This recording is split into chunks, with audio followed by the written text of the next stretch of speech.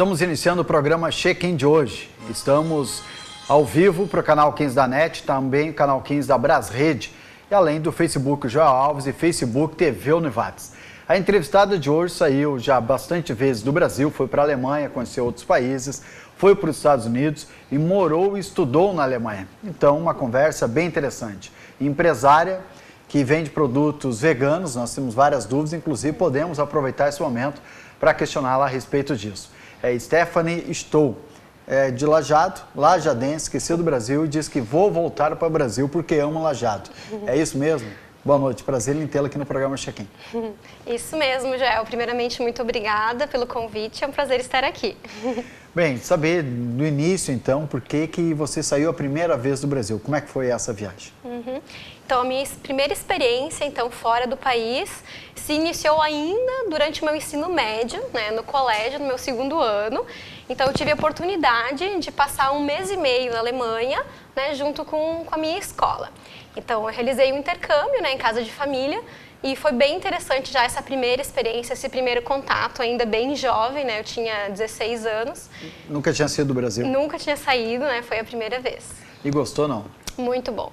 Né, no primeiro impacto, a gente vê bastante diferença, né, entre as culturas, entre as pessoas, o próprio colégio, a metodologia de ensino bem diferente da nossa. O que era diferente? Por exemplo, os alunos lá na Alemanha, no ensino fundamental, onde eu tive a primeira experiência, eles tinham aula até umas 2, 3 da tarde. Então, eles tinham 2 intervalos, né? Intervalo do almoço, e o almoço propriamente dito ocorria lá no início da tarde, umas 3 horas da tarde. Diferente daqui, né, que a gente tem o costume de almoçar ao meio-dia. Lá não, né? Mas na verdade, em toda a Alemanha são por regiões. Porque a Itália também, né? O colégio também faz assim. Inclusive, algumas, elas terminam o comércio, também fecha para sexta, né? Exatamente. Eles dormem depois do meio-dia, para depois tu voltar mais recarregado, não cansado. Exatamente. Você gostou desse método, não, de ensino? Eu achei bem interessante, porque também, por exemplo, no inverno, né, escurece muito mais cedo, né, na Europa.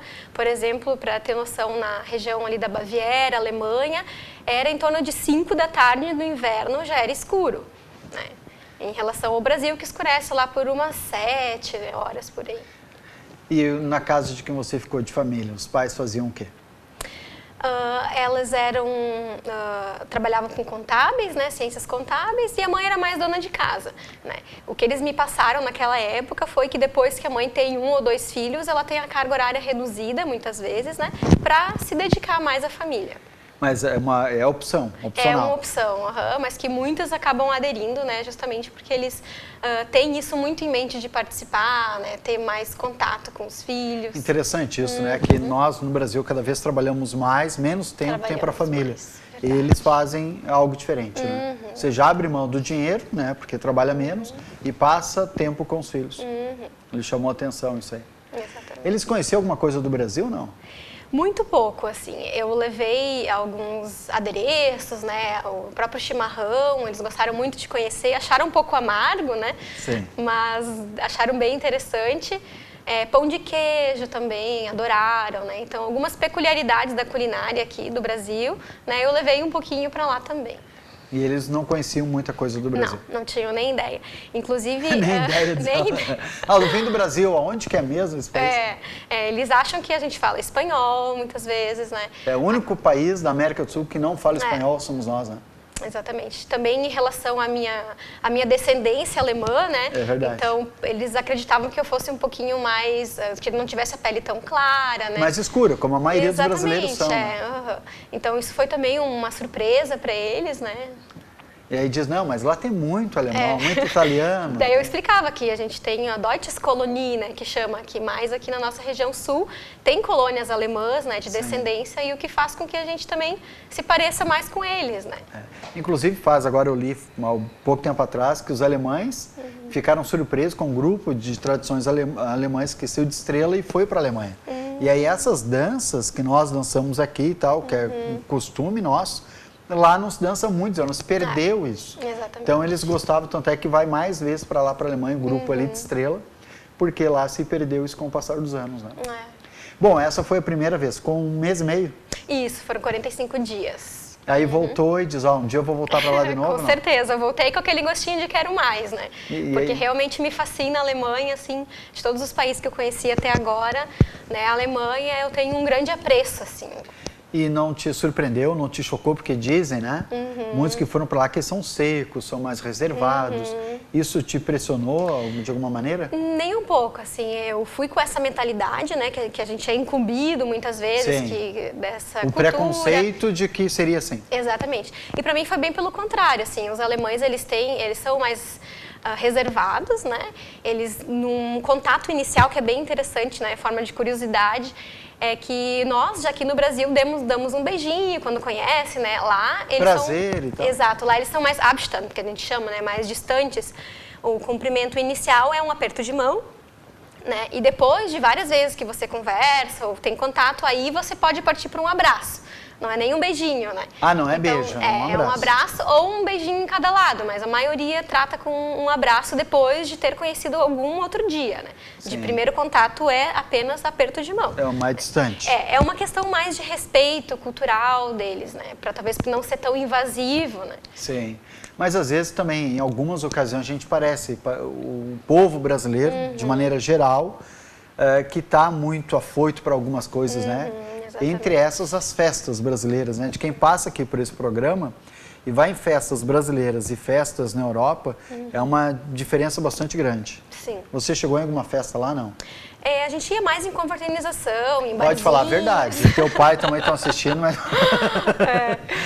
Na verdade, a gente chegou a confraternizar em alguns barzinhos. Lá é muito comum, assim, a parte de pubs com karaokê, para reunir justamente a galera, né? Festa, assim, não era tão comum na época que eu estive lá, né? Isso já faz mais de 10 anos. Então, acredito que naquela época era mais comum, assim, a parte de pub, né? De reunir, um happy hour. Eles gostam muito de fazer festa de aniversário. E é bem interessante, assim, quando eles se reúnem, cada um sempre leva uma coisa. Ninguém nunca chega de mão vazia. Né? Nem que seja um vinho, né? Uma espumante, uma caixa de chocolate.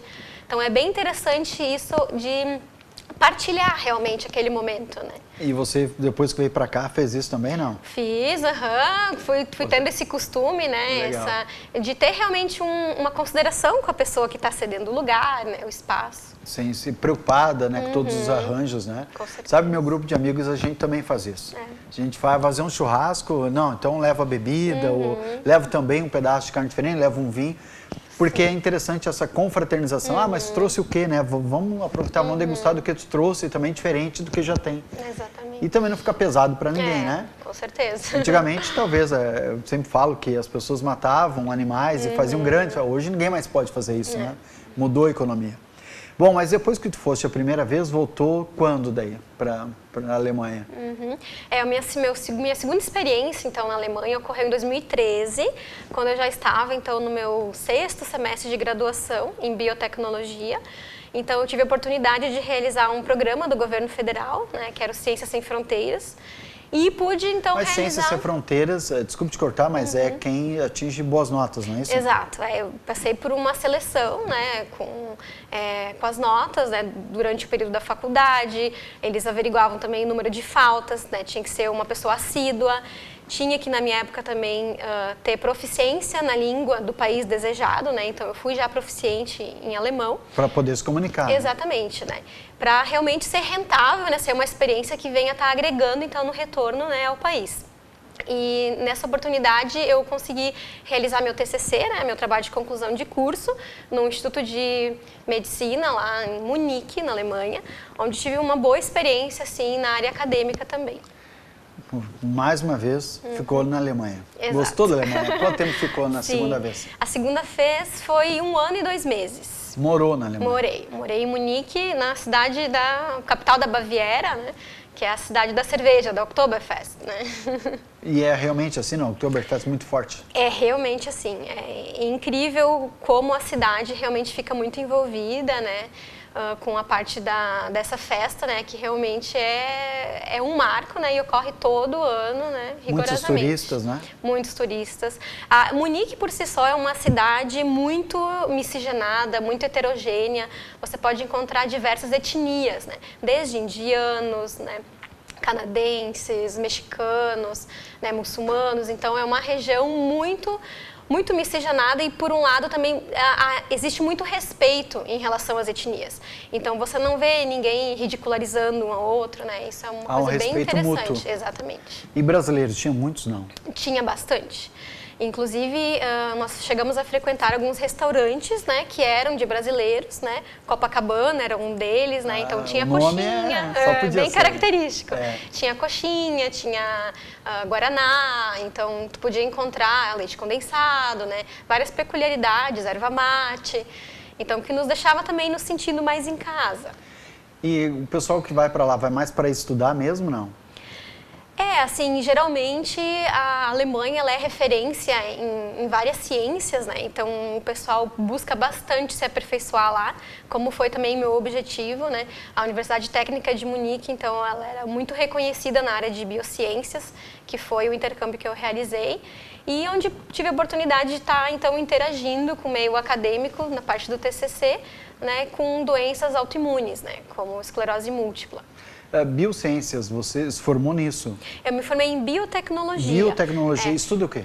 Biotecnologia estuda a parte do DNA, né, a parte de como o DNA recombinante pode auxiliar no desenvolvimento de novas curas para doenças, estudos do câncer, estudos genéticos.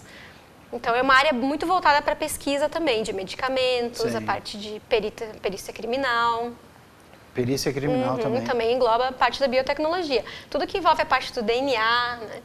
Parte de... Contigo. Exatamente. Bom, a gente vai fazer uma pausa, a gente volta em seguida conversando com Stephanie Stoll, que é filha do César, e a tua mãe é a Mari, né? Isso. Conheço há muitos, eu nem sabia que era a tua mãe e o Sérgio Stoll. Um grande abraço para vocês. Você pode mandar a sua pergunta ou questionamento através do Facebook João Alves ou Facebook da TV Univates. A gente volta em seguida.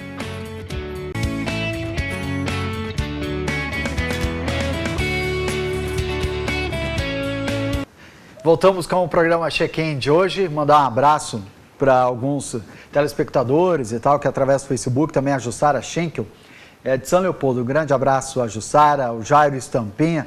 O Jairo Estampinha é o assíduo nosso, né? Telespectador, participa, inclusive já esteve nesse programa. Um grande abraço, Jairo, aí. O Tarcísio Grandini, um grande abraço ao Tarcísio. A Janaína Klein, o Clayton Agostini, um grande abraço, faz tempo que eu não vejo o Clayton, um abraço, Clayton, obrigado aí pela audiência. Nós estamos conversando com a Stephanie Stoll, e ela que morou na Alemanha durante 1 ano e 2 meses, e conseguiu viajar ou só ficou na Alemanha? O que você conseguiu ver deste continente tão fabuloso? Sim, consegui viajar um pouquinho, conhecer, então, porque na Alemanha, a Europa por si só, ela permite que a gente conheça várias regiões, porque, para você ter ideia, o Rio Grande do Sul é do tamanho da Alemanha, em termos de território, né?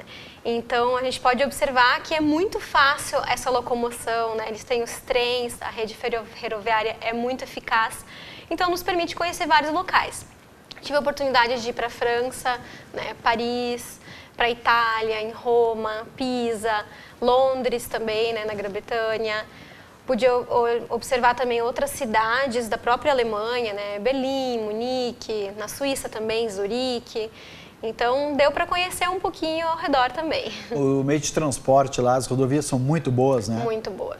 Aqueles que não conhecem o Rio Grande do Sul, se pegar uma foto de uma rodovia alemã ou da Europa, nem se compara com os do Rio Grande do Sul. Tem a RC 453, que liga Lajeado a Venâncio. Tá horrível, muitos acidentes nesse final de semana, impressionante. Isso que nós pagamos pedágio, né? Isso não se vê na Europa, né? Ou seja, tu paga, né? Algumas estão pedagiadas, mas a qualidade é muito boa, né? Exatamente. Os impostos são muito bem regulamentados, bem distribuídos, então a população consegue gozar muito bem das facilidades, né, do serviço público.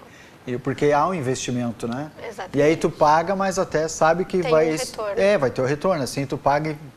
Bom, vamos a algumas fotos, são muitas fotos que você mandou para nós, vamos ver algumas delas e diz para nós aonde que é essa foto. Certo. Essa aqui. Tulipas? Isso, tulipas. Na verdade, isso é um local próximo da Holanda, né, perto de Amsterdã, que todo ano são plantadas 7 milhões de bulbos de tulipas. 7 milhões? Milhões. Então, para se ter uma ideia, é o maior jardim da Europa, né? Ele é considerado o maior jardim da Europa justamente devido a essas belezas, né, naturais. Aonde que é? É próximo de Amsterdã, na Holanda. Amsterdã, na Holanda. Exatamente. A Holanda é um país fantástico também. Né? Fantástico. Então, esse evento ocorre, né, num dado mês, todo ano. Então, há um recrutamento muito grande, né? Os turistas ficam fascinados com esse jardim enorme, né, com essa quantidade de tulipas. Vamos ver a outra. Essa foi a minha primeira vez na Alemanha, né? Dá para perceber o rostinho mais jovem ali. Então, essa foi nos Alpes suíços, né? Foi a patinação no gelo, com a minha irmã intercambista, né? Lá da Alemanha, então, que foi uma região de Bolschweil, que era uma cidade de apenas 4 mil habitantes, né? Que tem essa peripécia lá na Alemanha, então, que as cidades têm uma população bem reduzida, né? E várias cidades muito próximas uma da outra. Então, essa foto foi na Suíça. Na Suíça. Ah, essa aqui... essa já é bem característica, né? Foi com o meu grupo, né, de intercâmbio, também no ensino fundamental, né, em 2006, que a gente, então, foi conhecer a França. Gostou, não? Muito bom. Fantástico. Fantástico. Essa foto é bem característica do inverno europeu, né? Essa é mais recente, é de 2013, quando eu realizei, então, um intercâmbio na graduação, quando eu morei em Munique 1 ano. Então, a gente pode observar no fundo, né, os carros, né, repletos de neve e as calçadas, né, foi feita a limpeza, né, o carrinho de neve passa, né, toda manhã. Essa foto linda. E só o que destaca é o guarda-chuva, né? Exatamente. Colorido, o resto é tudo preto tudo e branco. Neve. Verdade.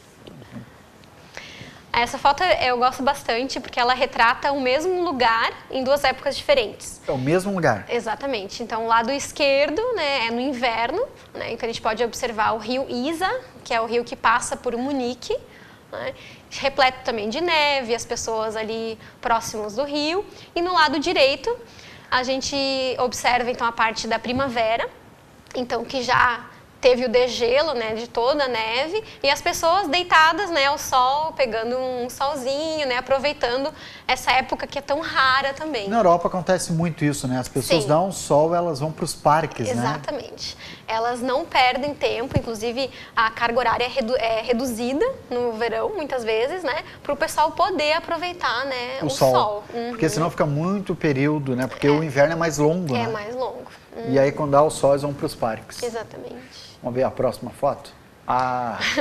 Então, a Allianz Arena, né, que é característica também de Munique, né, que é onde ocorrem os jogos de futebol. E tu assistiu um jogo ali? Exato, foi a final da Champions League, então a Alemanha foi vencedora, né, nesse dia e a gente teve a oportunidade de estar participando desse evento, né, muito adorado, né, pela população. A população de Munique, a região da Baviera, por si só, ela é considerada bem bairrista, assim como o Rio Grande do Sul é no Brasil. Será que o Rio Grande do Sul é? Então, eu me senti muito em casa lá em Munique, né, porque esse sentimento ufanista é muito presente lá. Então, o pessoal ficava enlouquecido, muito feliz de poder estar ali participando. Né? Essa aqui é onde? Essa é na Holanda, também em Amsterdã. Bem característico ali com as bicicletas, né, que é um meio de transporte muito recorrente, muito proeminente na Europa toda, né? Então a gente observa essa consciência também da emissão, né, de gás carbônico, que o pessoal opta muito por ir de bike para a faculdade, né, para o trabalho. Que inclusive aqui em Lanjá também está se falando. Esse local já apareceu. Aqui é onde Hitler fazia os discursos, não é? Exatamente. Então, esse lugar é bem característico, é também em Munique. Então, Munique é impressionante porque é uma cidade totalmente histórica, né? Então, por volta do início do século XIX, esse lugar foi muito importante porque ali ocorreu o discurso do Hitler, no qual ele tentou dar um golpe, né? No caso, era a capital da Baviera, também naquela época, que ele queria, então, dominar a Alemanha, né? Queria ser o manda-chuva de lá, né? Então, ficou conhecido esse local como o local em que o Hitler, então, teve essa tentativa de golpe, que foi frustrada, né? E depois ele acabou sendo preso. Ah, né? foi frustrado. Exatamente, foi frustrada essa tentativa, né? E após 10 anos dessa tentativa foi que ele conseguiu chegar ao poder, né? E nesse meio tempo ele foi... teve detenção de 5 anos, mas ele só cumpriu 9 meses. Né? E nesses 9 meses ele escreveu a famosa obra, né, Mein Kampf, né, que é A Minha Luta, que é o livro de Hitler. Né? Daqui a pouco a gente vê mais algumas fotos, você pode comentar daqui a pouco outras fotos bem interessantes, mas isso que é bonito, né, na Europa, porque é um país, a Europa toda, né, são os países, eles preservam muito a história, né? E a gente ainda não está, claro que a gente também é um país novo ainda no Brasil, mas lá eles preservam demais, né? Ou seja, inclusive a foto que a gente viu há pouco de Hitler, né? Vamos destruir, a gente não quer ter mais isso, porque não é com bons olhos que eles veem Hitler, né? Exatamente. Lá ainda é um tabu, né? Eles têm muito respeito, né, por um lado. É difícil até se mencionar o nome, né, desse ditador. Exatamente, eles não olham com bons olhos, porque foi uma época muito dolorosa para toda a população. Mas, por outro lado, eles aprenderam muito com isso e eles conservam ainda intacto esses monumentos, né? E também, não comentei ali na foto, mas além, né, de ter sido o discurso ali, ele é um monumento que foi construído pelo rei da época, Luís I, né, para homenagear os heróis de guerra, né? Então, ali naquela imagem também está retratada ao fundo alguns generais, alguns militares, né, que foram muito importantes para a história da Alemanha. Na verdade, Hitler usou, né? Ele utilizou daquele aquele local. momento. Exatamente. Que não era dele, né? Era uma homenagem já anterior. Mas quando mostra, a primeira coisa que a gente lembra, que foi que eu lembro, foi de Hitler, né? Bom, e como é que é a alimentação na Alemanha? A alimentação também é bem interessante. Uma coisa que me chamou muita atenção no início, assim, são os pratos, né? Aqui a gente está acostumado a ver muito um prato com carboidrato, legume, uma proteína, e lá já é mais voltado a menos misturas, digamos. Era um prato de macarrão ou um prato com proteínas, né? Então não se vê essa mistura da proteína com carboidrato muito recorrente, né? E outra coisa que eu achei bem interessante, o consumo assim, de pães, farináceos também é bem incentivado. Na Europa, por si só, em cada esquina você pode ver uma Bäckerei, né, que é uma padaria. Né? Então você pode comprar seu café com preço super acessível, né, um pãozinho, e isso pode ser seu almoço. A pizza também é algo que me chamou bastante atenção, porque tem uns 5 sabores. Não existe pizza doce. Não tem? Não tem pizza doce. Vamos abrir uma pizzaria. Faz bastante sucesso. Rodízio de pizza também é uma coisa que não existe. Mas se pensar, o rodízio de pizza é quase que desumano, né? A minha esposa sempre gosta, vamos rodízio, mas tu come 3, 4 pedaços e chega. E aí vem, mas tá tão bonita, tu come mais um pedaço, tu sai... Sai mais que satisfeito. Sai, olha, poderia ficar sem comer 30 dias, né? Lá não tem, na Alemanha não tem rodízio. No cardápio sempre você observa marguerita, pepperoni, queso, que é queijo. Assim, não me lembro de ter visto mais que 5 sabores. São assim, tão saborosas quanto as nossas? São, muito gostosas. Realmente há um sabor bem agregado, assim, que vale a pena provar. Tem alguns hábitos que a gente vai para um breve intervalo, vai falar em seguida, depois na volta. Sorvete. Que o europeu gosta muito de cerveja, inclusive no inverno, cerveja e vinho. Mas antes, mandar um abraço ao pessoal que está conectado conosco no Facebook. E aí a gente também quer mandar um alô. O meu pai, o José Lonir, que está em Brasília, um grande abraço, obrigado por estar nos acompanhando. Manda um abraço a todos conhecidos, também ao filho, obrigado, viu, pai? Assim como outros também, tantos que estão conectados conosco, você pode fazer a sua pergunta aqui, então, para a nossa entrevistada de hoje. A gente volta em seguida com o programa Check-in.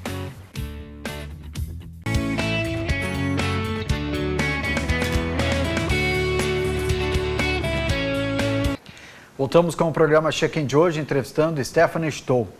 Você pode mandar a sua pergunta pelo Facebook ou simplesmente dizer que está nos assistindo. E aí, Stephanie, claro, vai responder, na medida do possível, a pergunta que vir. Se for relativa ao programa, né? A gente foi para o intervalo falando a respeito de bebidas, né? O vinho, o sorvete, que alguns dizem que é comida, né? Que é alimento, e também a cerveja. Como é que o europeu, mas em especial o alemão, que você passou mais tempo, eles se comportam nesse sentido? Então, o povo europeu, mais especificamente alemães, né, gostam bastante de uma cervejinha, né? Posso falar principalmente na região da Baviera, que é a capital da cerveja, né, a capital de Munique, que eu pude presenciar no dia a dia esse amor pela cerveja, né. Então, existem várias cervejarias em todo o redor da cidade que você pode, inclusive, tomar no café da manhã, né, com o seu pretzel, né, ou com a sua Apfelstrudel, que é a tortinha de maçã, né? Então isso é bem forte, né? Ou com a Wurst, né? Que é a própria linguiça, né? A salsicha. Mas cerveja no café da manhã? No café da manhã. Né? Inclusive, é tão enraizada essa questão da cerveja que existem várias festas da cerveja durante o ano em Munique. Né? A minha primeira foi a Starkbierfest, que era uma festa da cerveja forte, que era muito característica dos monges da época, que era uma bebida muito rica, né, em cevada, lúpulo, então que era muito propícia para a saúde, né, para aquela época. Mas ela é mais forte, mais encorpada. Mais forte, mais encorpada, exatamente. Bom, eu tenho pergunta do vinho, mas antes da gente sair da cerveja, a Patrícia Eidelwein, tem cerveja de vinho lá? Ela deve estar sabendo já, Patrícia. Mas sim, tu viu alguma vez cerveja de vinho?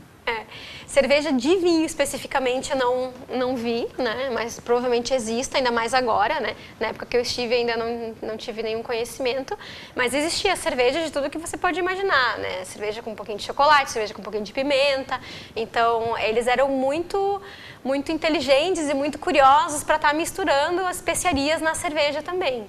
E eles fazem, há muitos também que fazem, ou seja, o bar, a choperia faz a sua cerveja, né?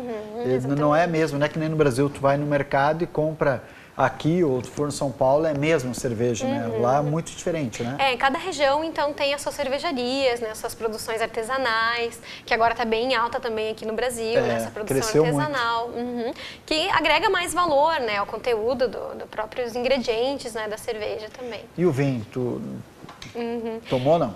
Vinho, na época, eu não era muito de vinho também, né? Assim como a cerveja, então eu não posso opinar muito em relação a isso, assim. Mas se percebia, principalmente na Itália, né? Que é bem característica, junto com a macarronada, né? Ou com a pizza, a utilização também, né? Dessas bebidas, né? Sorvete. É bom ou não? Tomou sorvete lá? É bom, sim. Sorvete, seja no inverno, no verão, né? Os europeus gostam bastante, né? Então, é um sorvete de muito boa qualidade, né? E que a gente pode estar encontrando em diversos sabores bem variados também, né? De acordo com as regiões. Né? Bom, se formou e tem uma loja de veganos. Na tua área lá, chegou a aprimorar? Foi lá que teve a ideia de abrir um comércio para essa linha, não? Sim. Ou foi depois? Lá já me abriu um pouco os horizontes, né? Mas a ideia foi finalizada mesmo com o término do meu mestrado em 2016, quando também estive na Alemanha, né? Realizando parte dos experimentos. Mas lá também já pude ter um primeiro contato com os óleos essenciais, aromaterapia. Então, hoje no Brasil já está crescendo muito essa parte de terapias alternativas. Tanto que o próprio SUS reconheceu já as terapias alternativas como uma terapia realmente eficaz.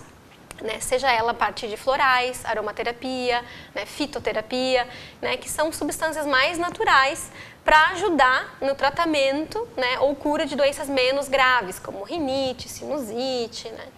A rinite é um problema, né? É um problema principalmente aqui para nossa região, né? Então, muda muito a temperatura, alguns por causa dos pólen, né? Exatamente.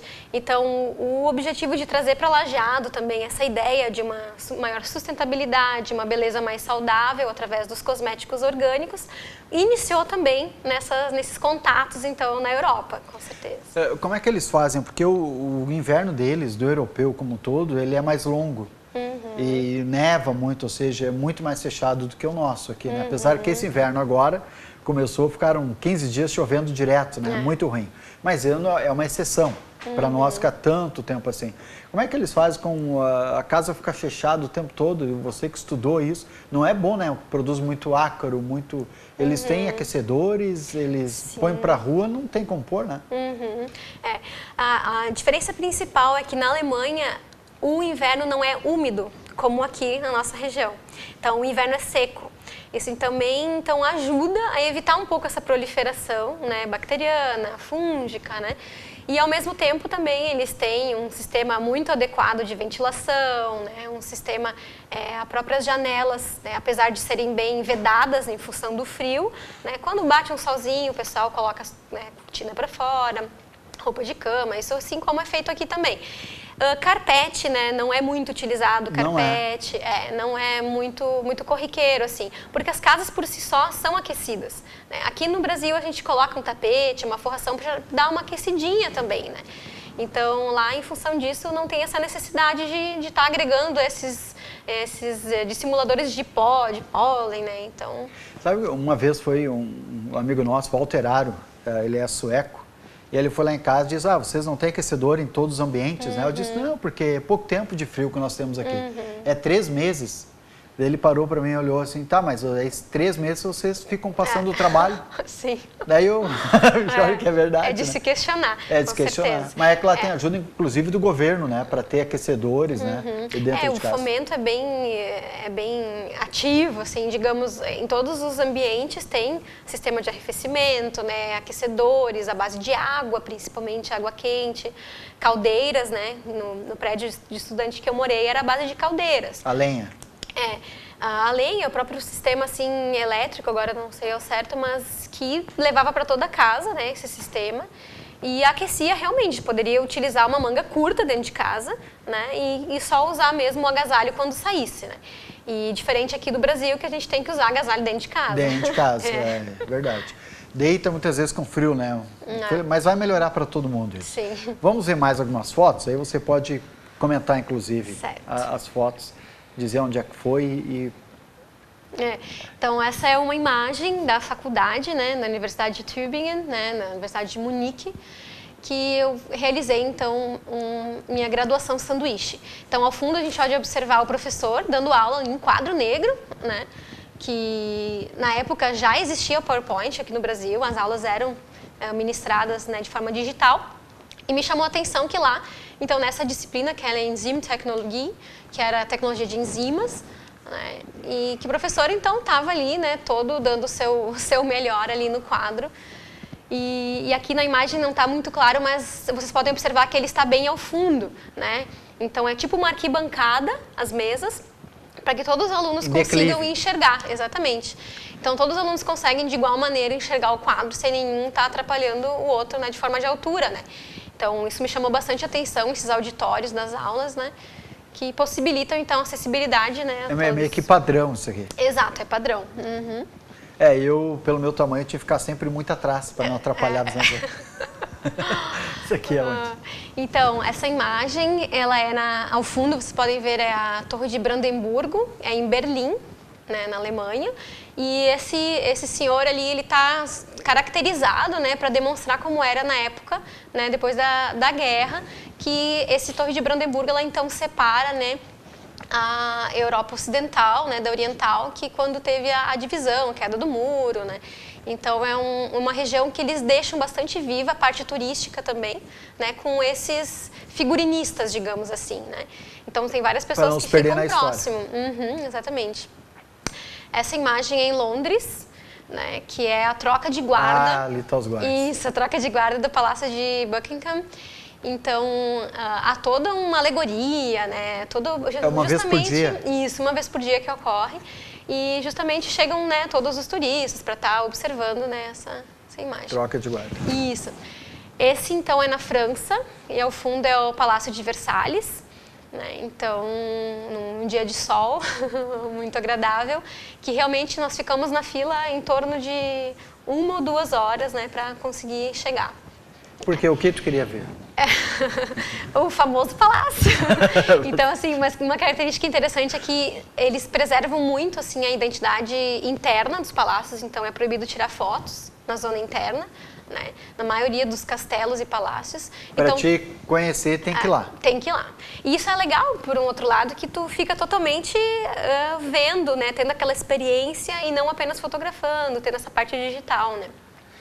O meu pai, que é um exímio tomador de cerveja, está em Brasília e perguntou para ti, cerveja preta é comum na Alemanha? É muito comum. É verdade, porque comum. Aqui teve épocas de altos e baixos, Sim. cerveja preta. A Weissbier, né, que é a cerveja branca, né, ela é muito comum, que nem aqui, mas a preta tem também e o pessoal adora, né?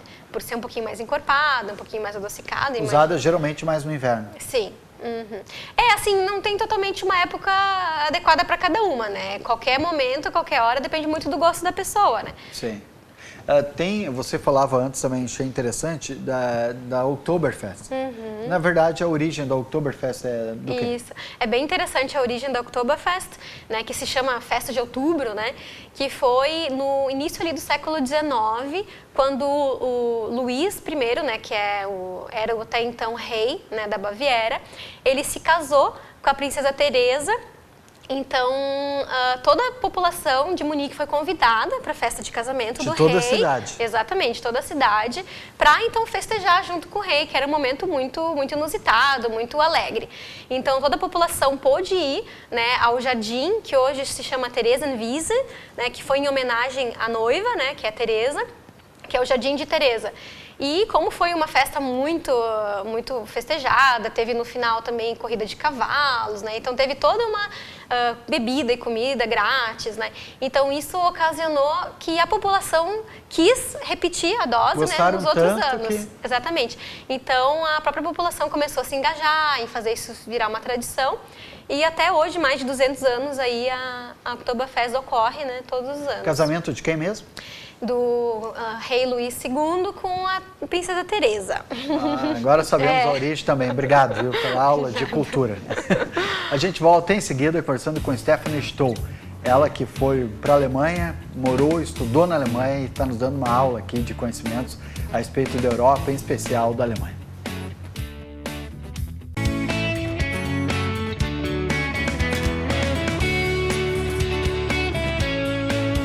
Voltamos com o programa Check-in de hoje, entrevistando Stephanie Stoll. Nós mandamos um abraço agora para Nilce Keffer-Kerwald. Ela está também nos assistindo, obrigado pela companhia, obrigado por estar nos assistindo aqui no programa Check-in. Temos ainda muitas dúvidas para a nossa entrevistada de hoje e também muitas fotos, lindíssimas fotos inclusive. Vamos ver mais algumas fotos aí, pode comentar, e aí em seguida eu te faço mais algumas perguntas. Essa aqui é na Oktoberfest. Exato, é. Nessa, na verdade, é Frühlingfest. O quê? Né? Frühlingfest, que é a festa, então, de primavera. Né? Então, como eu comentei antes, a Alemanha adora fazer uma festa que envolva cerveja e Bratwurst. Né? Que essa roupa tu trouxe? Essa roupa se chama Dirndl. É um nome bem difícil de falar, né, que é o Dirndl. É uma roupa característica das moças, então, né, que se utiliza na Oktoberfest. Então, é bem característico tu ir realmente com a traje a rigor. Então, você vê 89%, 90% está vestido, né, para a Oktoberfest. Né? Diferente. Essa imagem, ela é do Englische Garden, que também é em Munique, que ao fundo você pode observar umas ondas, né, e alguns surfistas. Então, é um rio, né, um riacho que passa no meio de um parque, que ele é feito artificialmente para realizar essas ondas para as pessoas poderem surfarem, né, nesse parque. Sério? É.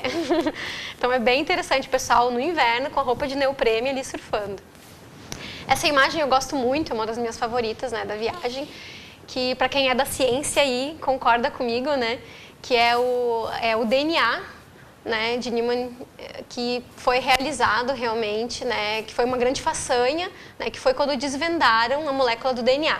Então não está muito nítido na imagem. A complexidade toda. Exatamente, né, as bases nitrogenadas, toda essa parte aí que envolve então o endereço, né, do ser humano. E isso é lá em Londres, no Museu de Ciências.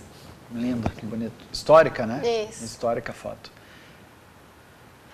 Então essa também é bem conhecida, é no Museu do Louvre, né, na França, né, em Paris, que a gente pode estar observando ao fundo, né, a imagem característica, né, da pirâmide, então, da entrada.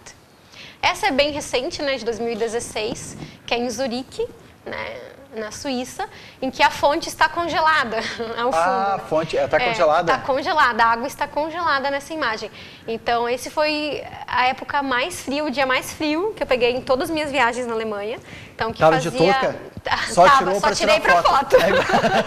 Então, naquela imagem estava em torno de uns menos 15 Ali graus. pareceu tão bem assim, mas só tira a foto logo. Só para foto. Com certeza. Aqui é trabalhando. Tem que ter a parte do trabalho também, né? Então, essa foi durante o meu mestrado, que eu realizei aqui na instituição, na Univates, né, em biotecnologia em saúde também, em que eu estava realizando uma análise, né, em sangue humano para realizar os testes de imobilização enzimática, né, que fez parte então da minha dissertação de mestrado, que eu realizei em Tübingen, na Alemanha, também, né? Que foi a parte mais recente, em 2016. Que show, que bom. Que legal ver isso, né? Toda preparada. Tem que agregar um pouquinho de valor também, né? Exato, não é só passeio, né? Com certeza. Vamos ver mais uma foto? Essa aqui é? Isso, essa é da minha turma, né, lá em Munique também, que é no Natal.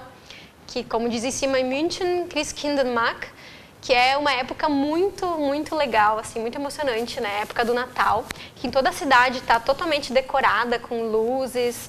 Aí tem o Glühwein, que é tipo um quentão, né, que se vende assim na rua mesmo, com panquecas, com linguiça, tem cerveja também, mas é mais o Glühwein, né, que é tipo um quentão mesmo.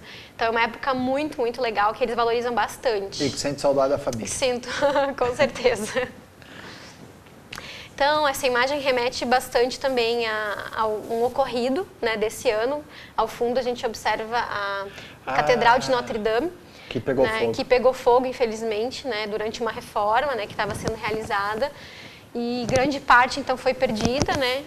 E foi realmente uma perda muito grande, né, para a Europa e para a humanidade. Essa foto eu gosto bastante também, que ao fundo é um rio. Esse rio está congelado e estamos pisando em cima dele, né? Mas não tem perigo de quebrar, não? Não, assim, o que ocorre é que tem que ter 3, 4 dias de temperatura negativa. Daí, os próprios policiais, né, a região permite que possa, então, caminhar em cima do rio. Mas tem certas precauções, né? Tem que estar, se não me engano, 3, 4 dias, tem que fazer frio negativo, né, abaixo de 0, para que esse gelo tenha uma profundidade adequada para segurar o peso. Uma espessura certa, porque senão a pessoa pode cair. Então é feito todo um estudo, eles observam a espessura, né, para estar liberando, senão é colocado cones, né, é restringida a área. Né? Mas o pessoal patina nos rios, né, caminha, é bem legal. Diferente, né? É. Stephanie, de toda essa vivência que tu teve fora do Brasil, o que te melhorou, o que te trouxe de conhecimento e te tornou uma pessoa melhor do que tu eras antes de viajar? Tu acha que isso aconteceu, não? Com certeza, com certeza. Eu acredito que toda a experiência que a gente tem num lugar desconhecido, como novas culturas, a gente acaba agregando, né, no nosso próprio conhecimento.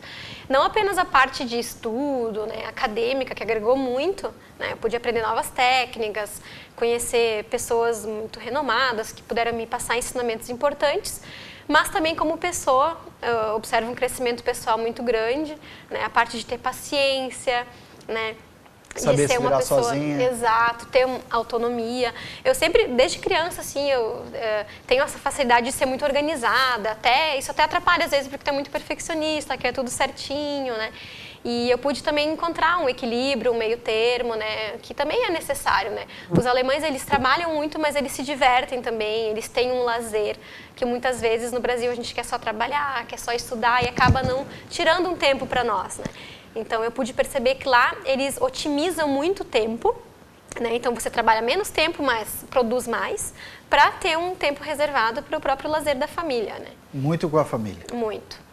Eu lembro de uma menina que participou aqui do programa e disse que ela achou impressionante que os pais, apesar de uma vida corrida, liam para os filhos toda noite. E isso chamou muita atenção dela. Sim.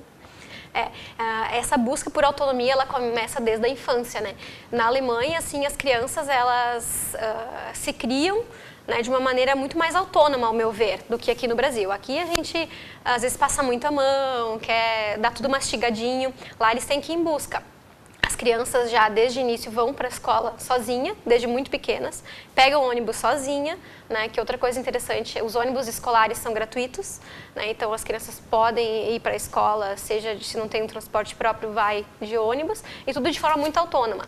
Quando a criança cai, resbala, logo ela se levanta e já caminha, não fica, eu percebi isso muito de não choram tanto. Sim, porque não sabe que o pai e a mãe vão vir Exatamente, toda hora. não tem esse aporte, elas logo se levantam, têm autonomia, fazem, né? Então isso me chamou muita atenção desde a primeira vez que eu fui para a Alemanha, né?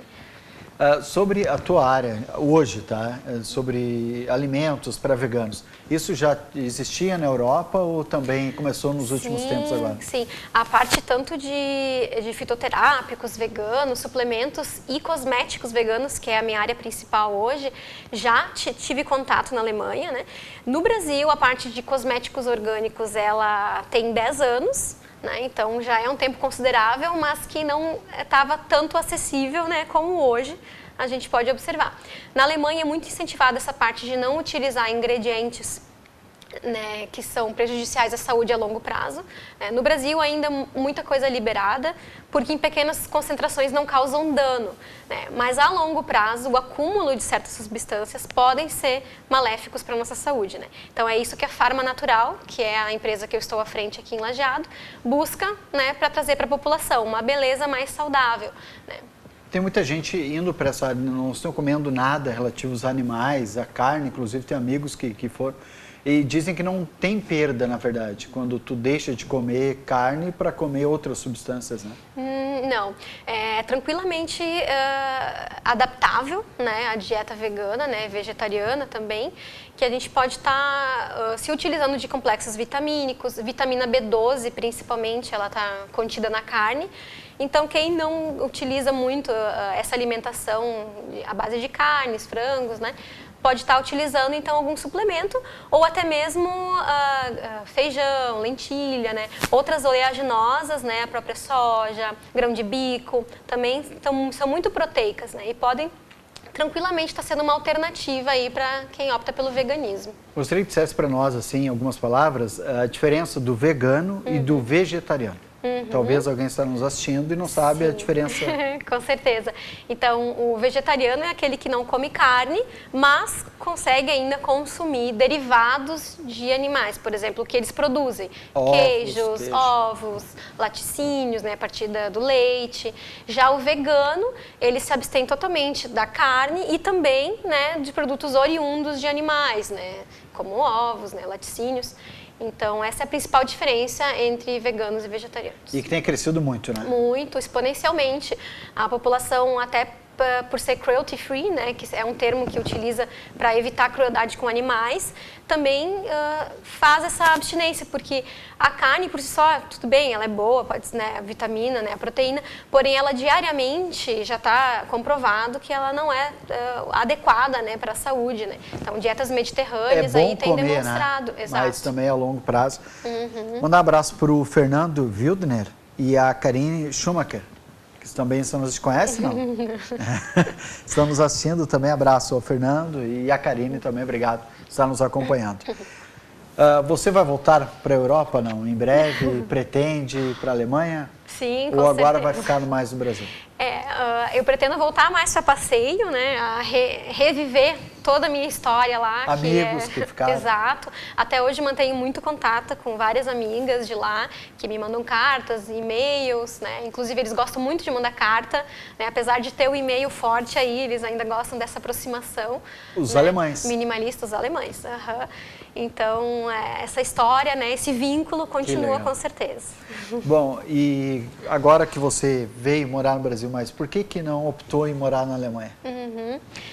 Olha, eu tenho muito amor à minha nação, assim, sou bem bairrista, bem ufanista, né? Como tive a oportunidade de viver muita coisa boa lá, mas é bom voltar, é bom ter a sua Heimat, como se fala em alemão, que é a sua casa, né? Sua casa do coração. Então, apesar de alguns pesares que a gente tem no nosso país ainda, tenho muito orgulho de ser brasileira e de estar aqui, né, com a minha família, né, com os amigos. Muito obrigado, Stefane, por estar conosco aqui, por essa entrevista tão boa, de tanto conhecimento que passou para nós. Eu que agradeço a oportunidade. Mandar um abraço pro teu pai também, né? Sim. César Estou, a mãe Mara. Um grande abraço a eles também. O programa Check-in fica por aqui. Na semana que vem a gente volta com mais um entrevistado. Será que viajou pelo Brasil, viajou pelo mundo, morou aonde? Qual as origens, o que vai nos contar de novo e muito interessante. Você pode acompanhar toda semana aqui no programa Check-in na TV Univates. Na semana que vem estamos de volta.